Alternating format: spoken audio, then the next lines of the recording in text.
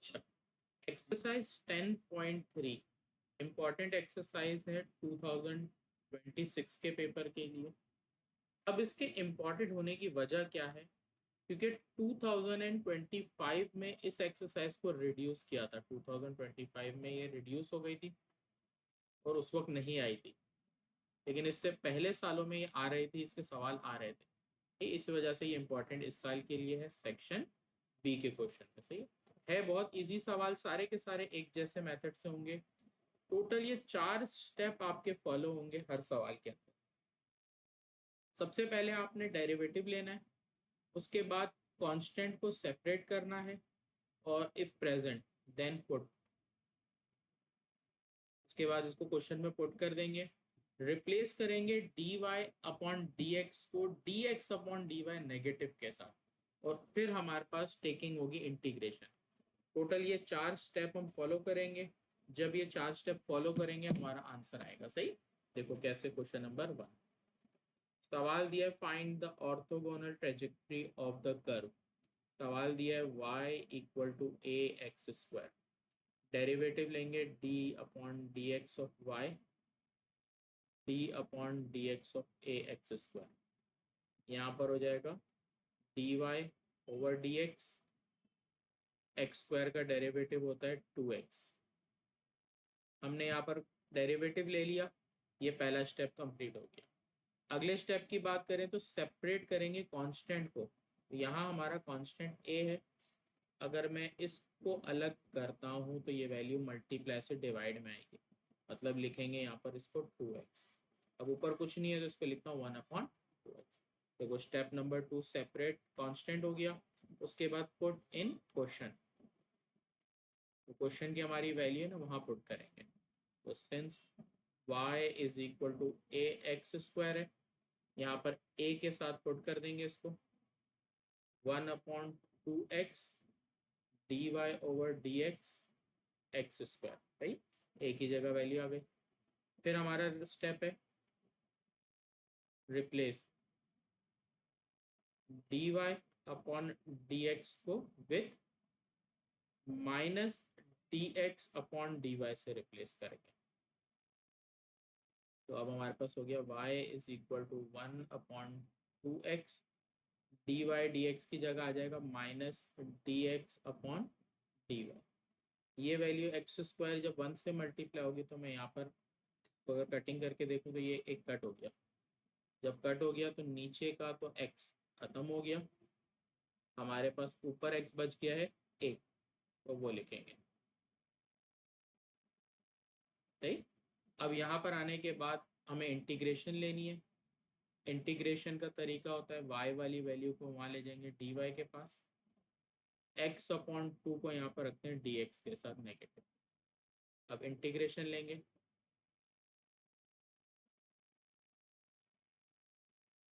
ये हो जाएगा integration y dy integration x upon 2। Minus को हम बाहर रख लेते हैं, इंटीग्रेशन में यूज नहीं करते। सबसे बेसिक इंटीग्रेशन यहाँ पे लग रही है। अगर सिंगल वैल्यू होती है तो इंटीग्रेशन में जो पावर दी जाती है, यहाँ पर अगर मैं पावर की बात करूँ तो नहीं है, मतलब 1 है। जो पावर दी है उसमें 1 प्लस कर दो ऊपर भी, वही चीज़ को नीचे भी कर दो। यहाँ पर भी इसी तरह करेंगे, x के ऊपर 1+1 हो जाएगा, नीचे भी 1+1। पहले से मौजूद है 2 तो वो ब्रैकेट में इस तरह करके लिखेंगे। पूरी इंटीग्रेशन के बाद आगे लिख देते हैं c। आंसर हो जाएगा Y square upon 2 is equal to minus x square 2 × 2 और आगे प्लस c। अगर सॉल्यूशन की बात करूं तो एक 2 सामने कैंसिल हो रहा है, y square is equal to minus x square divided by 2 plus c. ये हमारा आंसर है। बस ये 4 स्टेप को फॉलो करोगे, हर सवाल का यही स्टेप रहेगा। सही है। पार्ट नंबर 2 की बात करते हैं। X y is equal to c, question 2 है x y equals to c. Same step चलेंगे। सबसे पहले derivative d upon D x of x y आ रहा है ना, मैं एक चीज़ यहाँ पर इसको क्या कर लेता हूँ, y को यहाँ रख लेता हूँ, c के नीचे ले जाता हूँ x। और मैंने क्या बताया था रूल शुरू में, जब कभी भी नीचे x हो तो डेरिवेटिव नहीं होता, इसको ऊपर लेके आएंगे तो x की पावर हो जाएगी -1। अब हमारा डेरिवेटिव होगा y सी x की पावर -1 के साथ डेरिवेटिव, y के साथ डेरिवेटिव होगा dy अपॉन डी एक्स। सी की इंटीग्रेशन तो नहीं होगी तो सी का डेरिवेटिव नहीं होगा, यहाँ पर डेरिवेटिव लेंगे। रूल है डेरिवेटिव का, पावर शुरू में ले आओ, पावर से एक कम कर दो। तो ये ध्यान रखा करो, डेरिवेटिव ले रहे हो तो डेरिवेटिव के रूल्स याद रखो, इंटीग्रेशन ले रहे हो तो इंटीग्रेशन के। माइनस को शुरू में लिख देते हैं, एक्स की पावर हो गई माइनस। उसके बाद हम कांस्टेंट को अलग करते हैं, तो ये हो जाएगा माइनस, यहाँ पर है दूसरी तरफ शिफ्ट हुआ, एक्स को वहाँ पे शिफ्ट करने से पहले यहाँ पर इसको सॉल्व कर, एक्स को पॉजिटिव कर लिया। अब जब ये ऊपर आएगा तो ये हो जाएगा x square d Y upon D x is equal to c. यहाँ तक आ गया। अब हमें करना है पुट सी इन क्वेश्चन, जो हमारा क्वेश्चन है ना उसमें सी पुट करेंगे। X y is equal to सी दिया हुआ है, सी की वैल्यू आई है -x² D Y over D x. दोनों तरफ से एक x कैंसिल हुआ सामने, y is equal to -x D Y upon D x. ठीक है, यहाँ पर आने के बाद हम अपना स्टेप करते हैं, replace D Y over D X with minus D x upon D Y. ठीक है, इससे रिप्लेस करेंगे पहले तो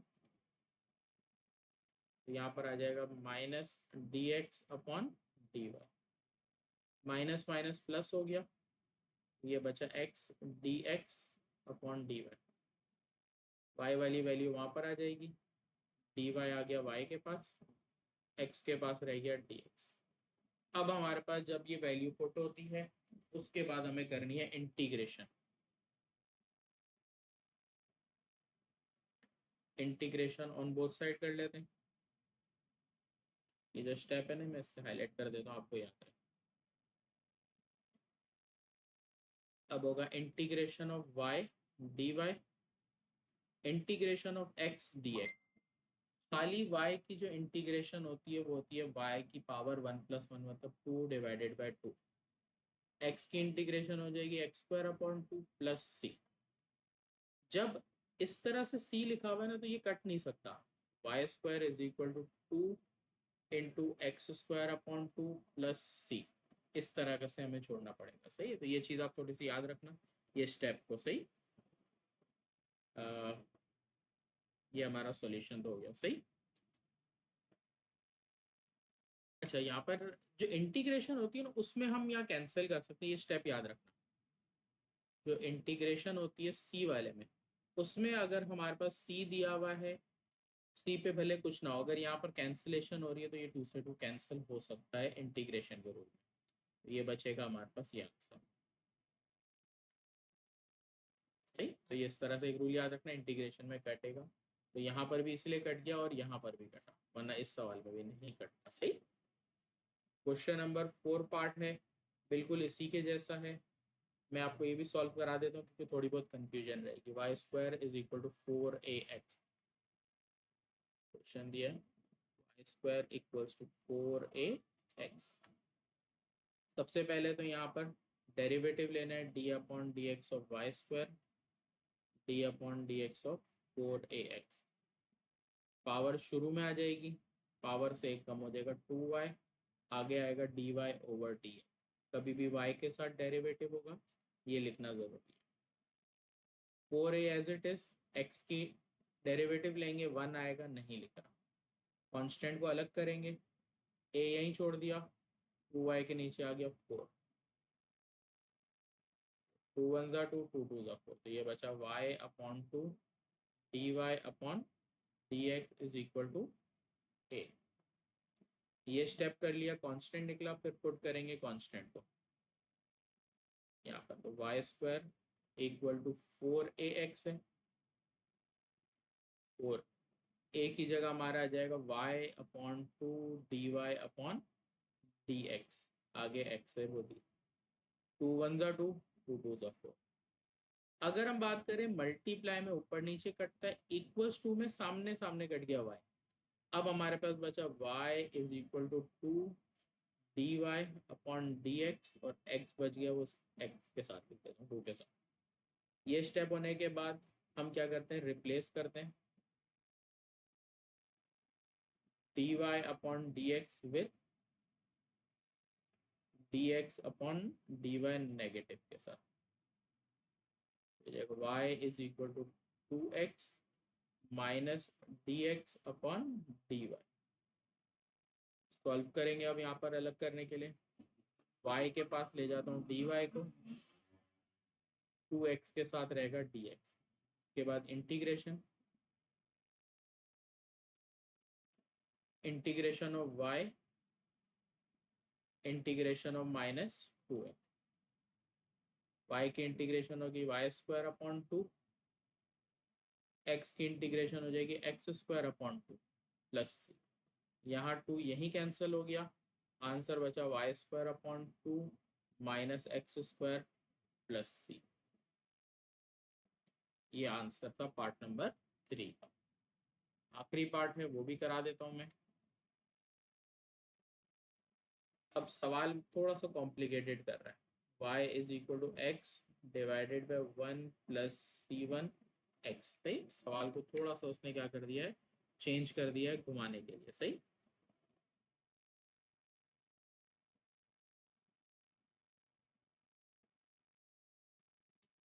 कुछ सवाल ऐसे होते हैं जिनकी अगर आप ट्रिक को याद रखो ना तो सॉल्व आसानी से हो जाएंगे, अदरवाइज नहीं होंगे।